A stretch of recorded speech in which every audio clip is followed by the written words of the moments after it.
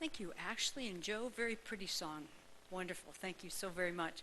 And good morning and welcome to those of you who are joining us online today, and a special birthday greeting to somebody in Idaho that's having a birthday this morning. We say, Carol, we're sending you out our blessings and wishing you a very, very happy birthday today.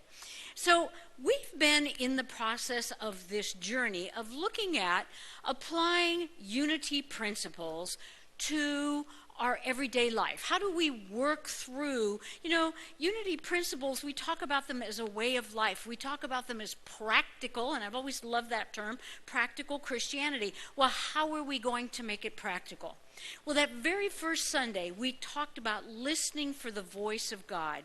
And we always have to be a little bit cautious in using that kind of phrase, the voice of God, because we know that there are people who think they hear the voice of God and unfortunately do, in the name of that God, they do some pretty destructive things. So I like to think of it not so much as hearing the voice of God as in words per se. I like to talk about it as feeling the resonant field, feeling something that shifts within us. And so I invited you to join me on a 90-day spiritual journey, that you would post on Facebook a phrase, maybe it was a song, maybe it was a quote, maybe it was a Bible reading that really spoke to you, because the object of the game was to get you to listen with more than your head and your ears, to get to listen with the resonant field. Why is it? It's always so fascinating why I read the same daily word you read today, but it spoke to me and it didn't speak to you. It spoke to me and it, and all of that. Why? What is that resonant field? And we need to pay attention to that. So I want to thank all of you that have been posting, because if you have not looked at the church's not my personal page, the church's Facebook page, there is a wealth, an absolute wealth of spiritual quotes there, and what's really interesting is they're from all over. Some are the Bible, some are from Buddha, some are Zen, some are the early mystics, some are people just writing in their journal and say, wow, that spoke to me, and they post it on the page. So I really encourage you to join us on this summer journey. If you haven't already done so, every morning I put up a banner, and then you post underneath that in the comments section. And even if you're not that big of a Facebook person, which I know some of you are not, to go and look. Oh my gosh, it will fill your heart with such good stuff. So that was our first, listening to the voice of Spirit, listening to the resonant field that begins to touch us, that begins to change us and inform us of how our life journey is unfolding. Last Sunday, we talked about having some benchmarks or some spiritual checkpoints that we can use along our spiritual journey, reminding ourselves that, unity doesn't have the 7 steps to heaven. And unfortunately, there's a mixed bag with that. You and I are people who like to achieve. We like to just lay out the path. I want to know what you want me to do, and I will do it, or I will rebel against it. Either way, but I want to know about it, you see. So what we were talking about last Sunday is how we might craft our own little spiritual checklist to look at ourselves physically, mentally, emotionally, and spiritually. So today we're going to start another topic in that sense of how to utilize our unity principles, and that is on the topic of patience. And I thought to myself, what were you thinking when you came up with that title? And I had to laugh, because I know what I was thinking. I was impatient to get the newsletter done. And so I threw something in there thinking I will have a space and then I'll figure it out as I go. So this is going to be an interesting conversation, I think, because I've really started to think about what is patient, or what is being patient. All too often when we talk about patience, we talk about it as a lack. I wish I had more patience. I'm not very patient. The older I get, the less patient I am. You know what? I'd like to have patience like Job. Well, in case you haven't read the story of Job, Job did not have patience. It's a joke. Because in the first 10 chapters, he just totally goes off on his wife. And in the next 10 chapters, he goes off on all his friends. And the last 10 chapters, he goes off on God until God says, hold it right there, son. We're done. And all along the journey, it's a journey about not being patient. So then I thought, okay, I need a definition of patience. So, of course, Google and Webster came up with definition after definition. I thought, that just still doesn't speak to me. So this is the Marianne Harris definition of patience. It is the strength to thrive. Listen to the word, thrive, not survive. The strength to thrive through life's journey. It is the strength to thrive through life's journey. And when that came to me as I was writing it, I thought, wow, that's kind of interesting. Because, of course, when you look at Webster, or you look at Google or any of those, they go, it is enduring, it is strength, it is persevering, it is this, it is that, it is this. But somehow, to me, that sentence just sort of encapsulated what, to me, was really patience. So then I went to the Bible, and I said, okay, what does the Bible tell us about patience? And I found 3 quotes that I thought were most interesting, most informative. 2 of them come from the Apostle Paul, and the other one is from the second letter of Peter. Now, what was curious about these 2 from Paul is that in both letters that Paul talks about patience, he's very impatient. The first letter to the Corinthians, I mean, he just really was angry. And then the other reference is in Galatians, and he was angry at them too. So I thought to myself, oh, I feel so much better. Paul is struggling to find patience too. But here's what he said. 1 Corinthians, love is patient. Love is patient. And in the letter to the Galatians, he says that patience is the fruit of the Spirit. Patience is the fruit of the Spirit. So I've been playing with these concepts and ideas. And I thought, wow, that is so telling. The first one, love is patient. It speaks to me because, you know, in that cadence in 1 Corinthians, love is patient, love is kind, love is not boastful, love never ends. That whole sequence that Paul goes through. And it's almost to me like love, the subset of love, are all these gifts. So here's love, and when you love, you get patience. When you love, you get kindness. When you love, and that's how you become a more loving person. I thought, that's very interesting because love is the foundational gift that we all have been given. You see, it is erroneous to think that we don't have patience because we have love. Patience is a subset of love. Microsoft Office, you get Windows, you get Access, you get Excel. It's all a subset of Microsoft Office. Once you get one, you get the whole package. So once you get love, you've got the whole package. No one lacks patience because no one lacks love. We have all been given the gift. We've all been given the same amount. We've been given a package. But here's what happens. Just like every spiritual gift we have, the cadence and the work is all the same. Whether it's faith, whether it's strength, whether it's love, whether it's peace, whether it's forgiveness, whatever it is. Until you claim the gift, you don't use the gift. Have you ever gotten one of those little cards in the mail, and it says you've got a package at the post office you have to go pick up? And you put it on your desk and think, I'm going to do that. Next week I'm going to go down there and get it. Well, you put other papers on it and you forget about it.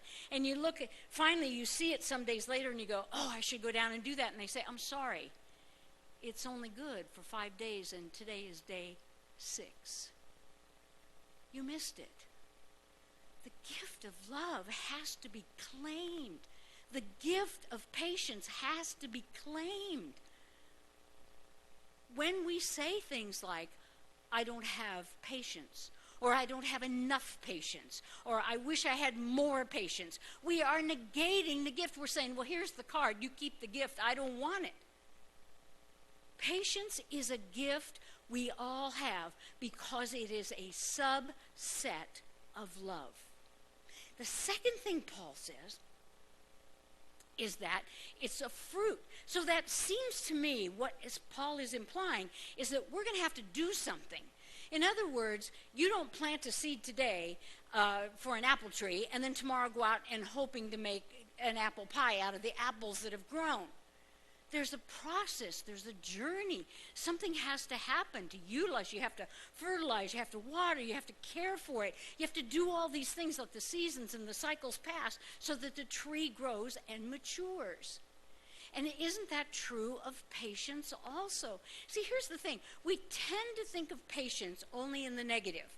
Like, I'm going through this really difficult time, I wish I had more patience. Or you're going through that difficult time and I wish I had patience for you while you're going through that difficult time. But the reality is, folks, patience is part of life. It is patient to be spring to summer, summer to fall, fall to winter and again. It is patience from being 12 to being 21.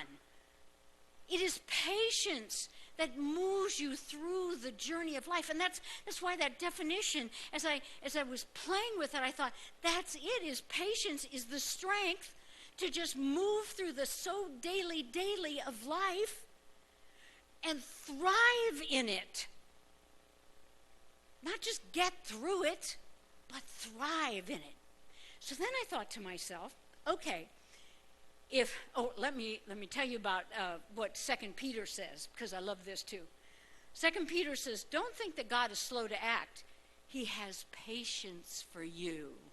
I thought, oh good, even God needs some patience. That makes me feel somehow better. But what we recognize about patience is we have this gift, okay? We've got this 100% gift of patience. But it gets eroded over time, doesn't it?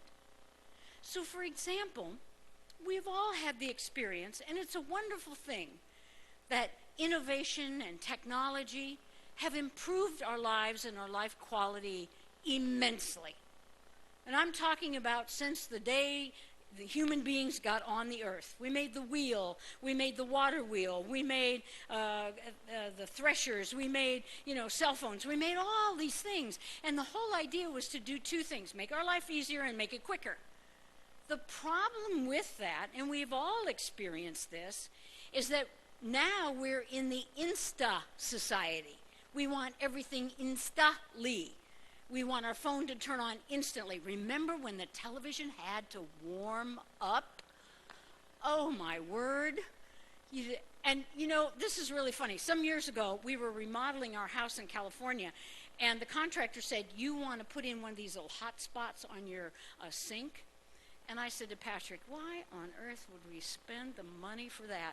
And the contractor said, oh, you're going to love this, trust me. We can't live without that thing. It's like, oh, I don't have to. And then one day I had to boil water. 2 minutes of my life went by waiting for water to boil. Honest to Pete, when I could just click the button. Oh, hot water.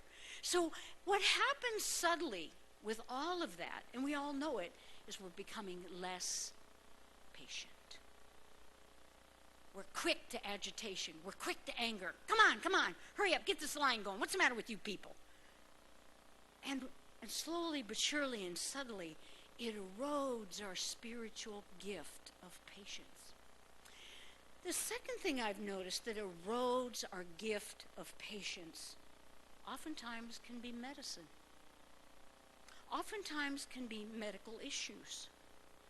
There's nothing that erodes your patience more than pain. And we've all experienced it.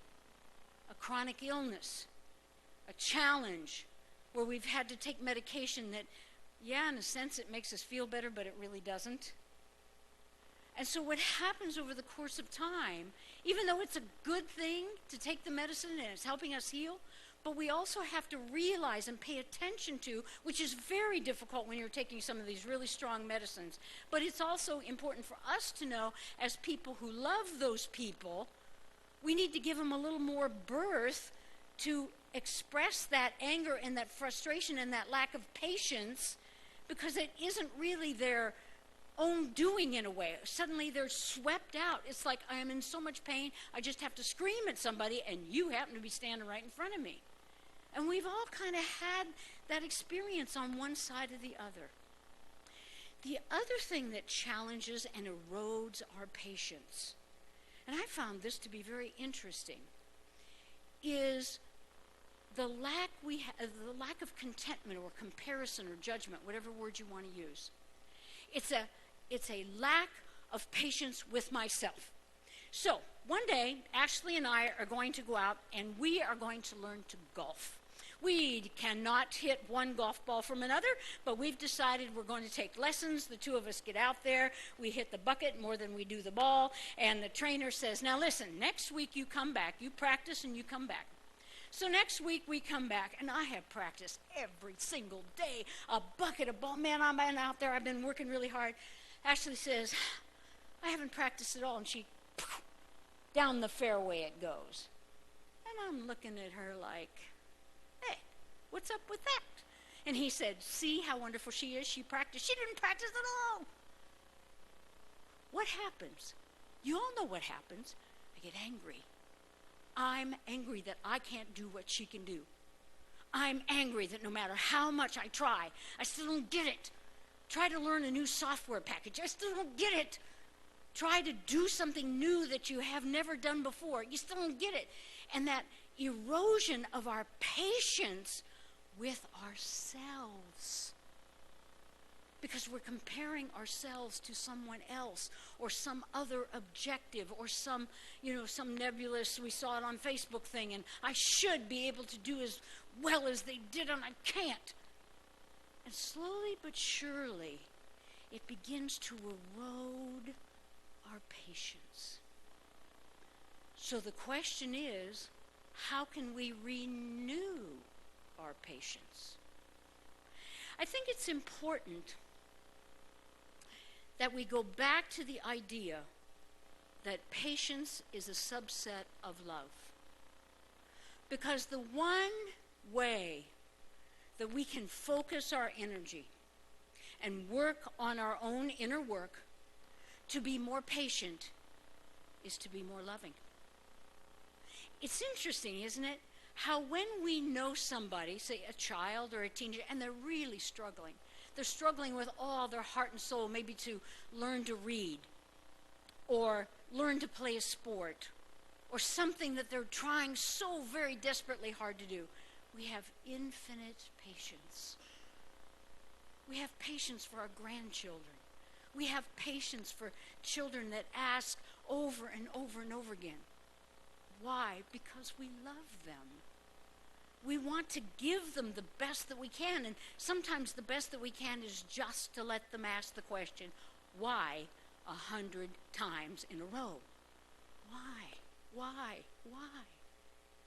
So part of our journey of patience, it seems to me, is our ability to love more.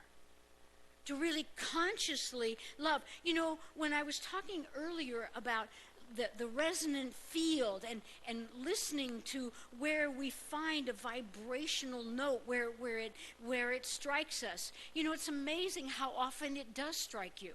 I saw a woman the other day trying to get out of, she had an SUV and she had lots of stuff and she was trying to get the lid down, and I walked, and I was actually by her, and the thought went, you could offer to help.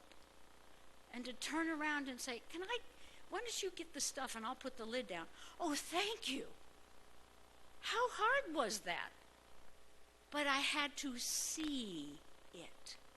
I had to resonate with it. I had to be willing to love and be patient with the fact that she could have said, well, now that you're here, why don't you carry this and I'll carry this and we'll make 4 trips upstairs. Right?